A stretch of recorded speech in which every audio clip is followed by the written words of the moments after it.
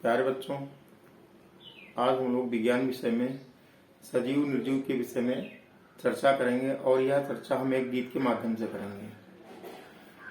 देखो बेटा, जिनमें हो स्वतः वृद्धि भरपूर, उनको सजीव कहते हैं, संदेह करो तुम दूर। देखो बेटा, जिनमें हो स्वतः वृद्धि भरपूर, उनको सजीव कहते हैं, संदेह करो तुम दूर। प्रजनन, प्रचलन, श्वसन और उत्सर्जन वाले जीव, इनको ही कहते हैं बेटा हम सजीव। प्रजनन, प्रचलन, श्वसन और उत्सर्जन वाले जीव, इनको ही कहते हैं बेटा हम सजीव। समझो इनको, देखो ये 5 ही लक्षण खास।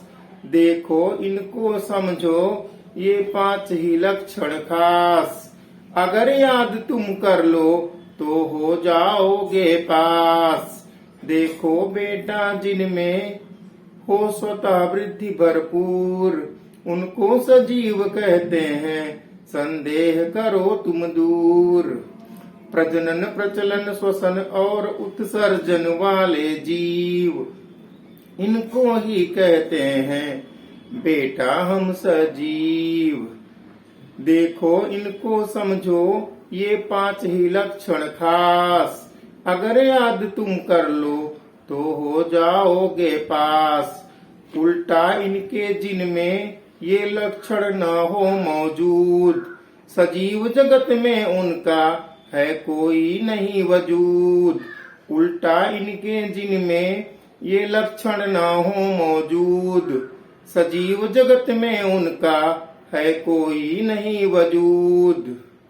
कुंदन, मोनू सुन लो, अरबाज और संजीव, इनको ही कहते हैं बेटा निर्जीव। कुंदन, मोनू सुन लो, अरबाज और संजीव, इनको ही कहते हैं बेटा निर्जीव। तो सजीवों में प्रमुख 5 लक्षण पाए जाते हैं।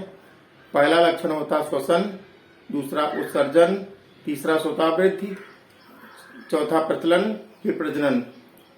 स्वतः वृद्धि, श्वसन, प्रजनन, प्रचलन, उत्सर्जन। स्वतः वृद्धि का मतलब अपने आप बढ़ जाना। पेड़ पौधे अपने आप बढ़ते हैं, बच्चे भी अपने आप बढ़ते हैं, जीव भी अपने आप बढ़ते हैं, इसलिए सजीव होते हैं। श्वसन माने सांस लेना, प्रत्येक जीवधारी सांस लेता है। श्वसन का मतलब सांस लेना, सभी लोग सांस ले, जो सांस लेते हैं वो सजीव हैं।